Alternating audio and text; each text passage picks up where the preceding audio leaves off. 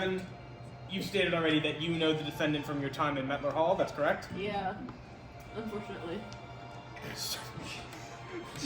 In that case, would you say that you were involved in the Metler community, which, as we know, is a very social, very thriving community? I feel like we have two very different perceptions of Metler Hall. So, no? You would not consider yourself active in the Metler community. I don't think anybody is. Okay. Objection, hearsay. This is my testimony. Oh, sorry, I forgot. In that case, Mr. Evan, could you tell me where you were on the night of April 19th? I was looking out the window of my dorm at the concert that was happening because, good lord, Demers Hall is so loud and I can't stand it. I honestly, I almost submitted a room switch request, but I got so busy with finals and that I just couldn't do it, so I was just kind of stuck there listening to the noise.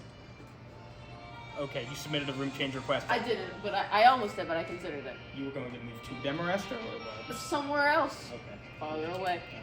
That didn't mean anything. I was curious. But you can confirm. Objection.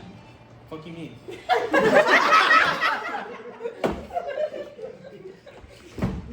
You better stand on that shit you said. You can confirm though that you were not present at DemFest. No, but I saw it. Are you familiar with DemFest's purpose? Purpose? The purpose of DemFest, why the event was held. Make noise.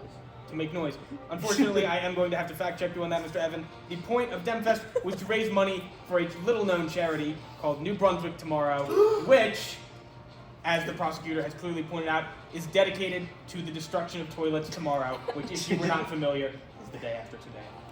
My lawyer's awesome. Very. Objection, not a question.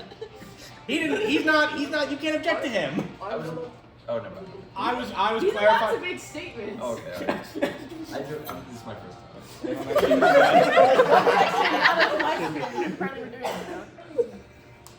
So once again, Mr. Evan, you were not present at DemFest, and if you were not present at DemFest, is it fair to assume that you could not have any way of knowing whether or not my client, the defendant, was present at DemFest?